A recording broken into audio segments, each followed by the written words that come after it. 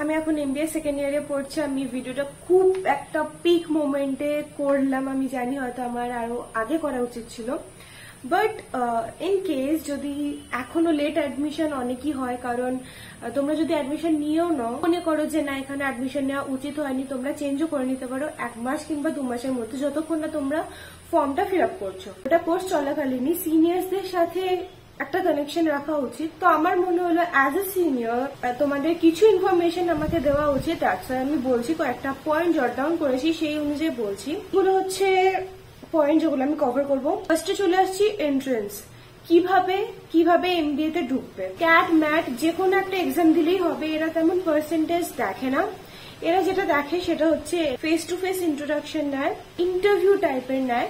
Exam আমি যেমন mat exam দিয়ে করেছিলাম, তো যখন আমার দেখলো যে ম্যাট এক্সাম আছে আমার, তো বললো যে okay take this form and fill this out. তো ওটা ফিল করার পর আমি গেলাম ইন্টারভিউ দিতে। এলো কিছুদিনের মধ্যে আমার অফার লেটার এলো। তো এইভাবেই ইজিলি হয়ে যায়।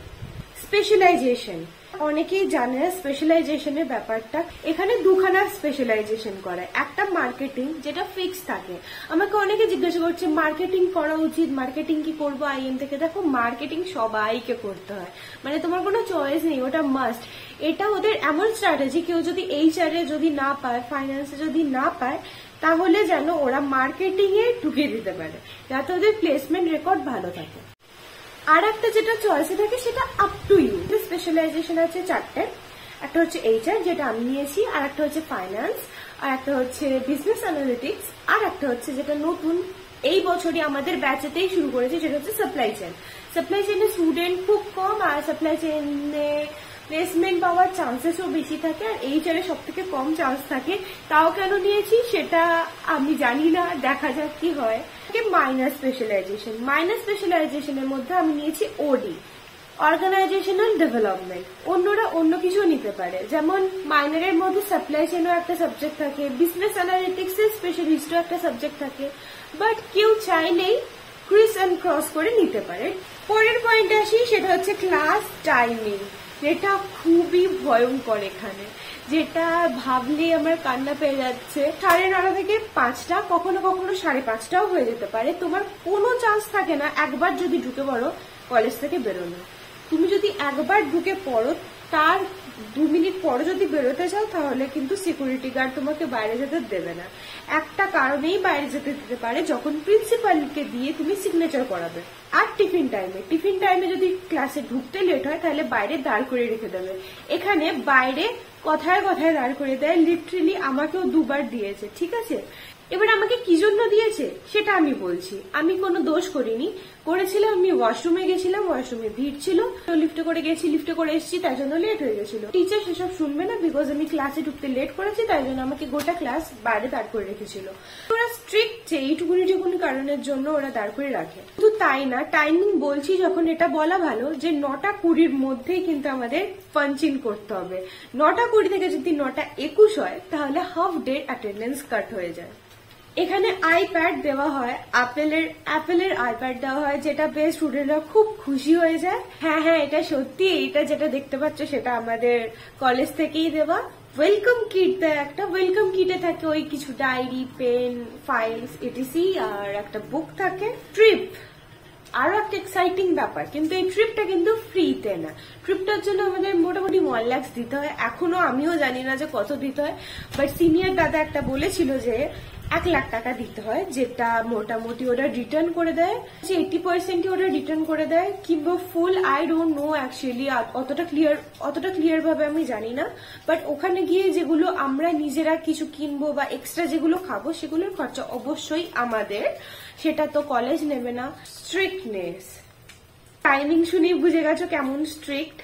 আমি কলেজ মোড় থেকে ছুটে অ্যাক্সিডেন্টের ভয় টয় সব ভুলে গিয়ে আমি ছুট মারি, আমাকে যা হোক ভাবে 9:20 মধ্যে অ্যাটেন্ডেন্স দিতেই হবে, সেই জন্য আমার দম বন্ধ হয়ে যায়, আমার শ্বাস ফুলে যায়, কিন্তু আমি ছোটা থামাই না, কারণ আমাকে অ্যাটেন্ডেন্স দিতে হবে। এবার অ্যাটেন্ডেন্স কেন এত ইম্পর্টেন্ট? যদি 80% এর কম অ্যাটেন্ডেন্স থাকে তাহলে তাকে পরীক্ষায় বসতে দেওয়া হয় না। কোনো নাটক না, বিশ্বাস করো, আমাদের যারা পরীক্ষায় অ্যালাউ হয় তাদের যদি লিস্ট 2 পাতার ছাপানো হয়, যারা অ্যালাউ না তাদের পেজ ছাপানো হয় 3 থেকে 4 পাতার।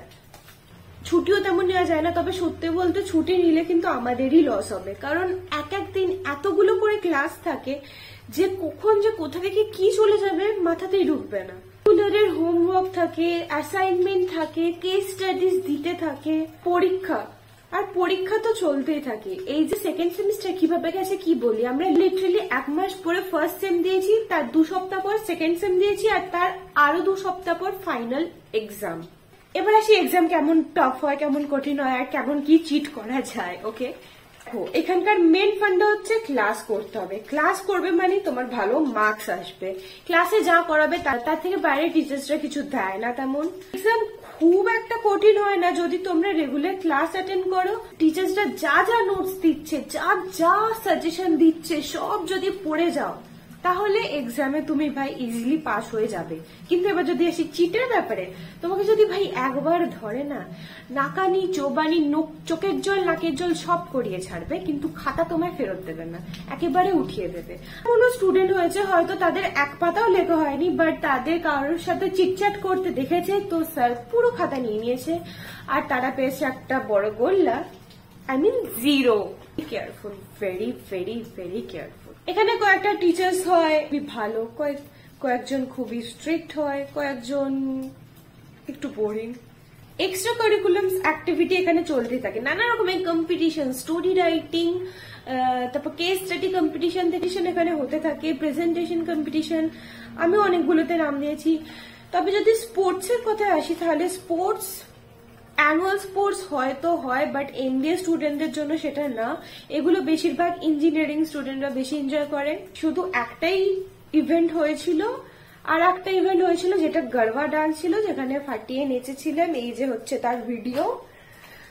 ব্যাস, গোটা বছরে এই দুটো হয়েছিল, একটাতে অ্যাটেন্ডই করিনি, কারণ ওখানে যদি আমি পার্টিসিপেট করতে চাই, পার্টিসিপেট করার জন্য আমাকে টাকা পে করতে হবে।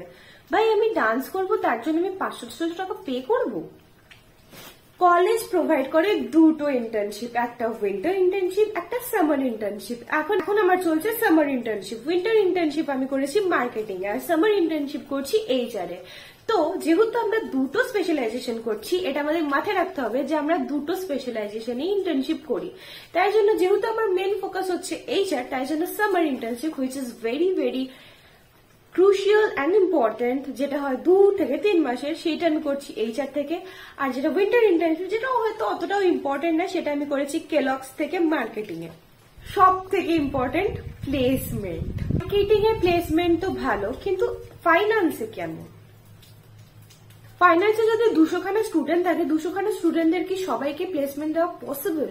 I don't think so. সেটা কিভাবে পসিবল হবে? বাট এটা অ্যাডমিশন নিতে থাকে, জানে হয়তো সবাইকে দিতে পারবে না, বাট অ্যাডমিশন নিতে থাকে। এইচআরে কতজনকে নেবে? একটা কোম্পানি এইচআরে খুব জোর হলে 2 জনকে নেবে, কি 3 জনকে, হয়তো ভেরি লাকিলি 100 জনের কাছাকাছি এইচআর এর স্টুডেন্ট আছে। ভগবান জানে আমার কি হবে, নাকি শেষে আমাকে মার্কেটিং এ যেতে হবে। সাপ্লাই চেইন যেহেতু নতুন এসেছে, তাই জন্য তার আপডেট আমি না হয় পরের ভিডিওগুলোতে দেবো, যে সাপ্লাই চেইনে আমাদের ব্যাচ, আমাদের ফ্রেন্ডরা কেমন কি প্লেসমেন্ট পাচ্ছে। ডেটা অ্যানালিটিক্স এরও স্টুডেন্ট খুবই কম থাকে, কারণ ডেটা অ্যানালিটিক্স অনেকে নিতে চায় না, কারণ এর জন্য স্কিলের দরকার পড়ে। স্যার বলেছে কোম্পানি রেডি আছে নেওয়ার জন্য ওই স্টুডেন্ট, বাট হ্যাঁ স্টুডেন্টদের স্কিল ডেভেলপমেন্ট করতে হবে। আর অনেকে এইসব পাইথন থেকে শুরু করে নানা রকমের ল্যাঙ্গুয়েজ, এইসবের ট্রেনিং অনেকেরই থাকে না, সবাই হুট করে নিয়ে নিলে হয় না। আগে থাকতে কি নিচ্ছ আর আগে কি পড়াশোনা করেছো, এর একটা ভালো লিঙ্ক থাকতে হয়। যতক্ষণ না লিঙ্ক থাকবে না, ইন্টারভিউয়ারও জিজ্ঞাসা করবে যে কেন এখান থেকে এইখানে নিচ্ছ, তোমার প্রপার নলেজ নেই, তুমি বুঝতে পারবে না কিছু, সব গুলিয়ে যাবে। বলি যে প্লেসমেন্ট কেমন? প্লেসমেন্ট অ্যাভারেজ, কারণ এত স্টুডেন্ট থাকলে কি করে সবাইকে প্লেসমেন্ট দেবে। সিনিয়র্স ব্যাচের মধ্যেও মেবি 80% এর প্লেসমেন্ট হয়েছে। এইচআর এর স্টুডেন্টরাই গেছে মার্কেটিং এ, ফাইন্যান্সের স্টুডেন্টদের ব্যাপারে আমি জানি না। বিজনেস অ্যানালিটিক্স এরও প্লেসমেন্ট পেয়েছে ঠিকঠাক। যতগুলো সিনিয়র্সদের প্লেসমেন্ট হয়েছে তারা 4 থেকে 7 লাখের কাছাকাছি প্লেসমেন্ট প্যাকেজ পেয়েছে। সব থেকে ফার্স্ট যে কোম্পানি আসে তার নাম হচ্ছে এবিপি আনন্দ। এগিয়ে থাকে, এগিয়ে রাখে। যাদের বয়স বেশি এগিয়ে, যাদের এক্সপিরিয়েন্স বেশি, তাকে এরা নিতে প্রেফার করে। আমি যেমন ফ্রেশার্স, যদি আমার অপোনেন্টে এমন কেউ থাকে যাদের এক্সপিরিয়েন্স আছে দুটো কোম্পানিতে কিংবা 3 বছরের বা হোয়াট এভার, তো প্রেফার তাকেই করবে। তাই জন্যই হয়তো বলে যে এমবিএ করার আগে 1-2 বছরের এক্সপিরিয়েন্স থাকা খুবই ইম্পর্টেন্ট, যেটা আমার নেই, যেটা হয়তো ভুল। এক্সপিরিয়েন্স নিয়ে পড়া উচিত, একটা বেসিক নলেজও থাকবে, একটু কনফিডেন্টও বিল্ড হবে, আর ইন্টারভিউ ক্র্যাক করার চান্সও অনেক অনেক বেশি থাকবে। বাকি কোনো কোয়েশ্চেন থাকলে প্লিজ কমেন্টে করো।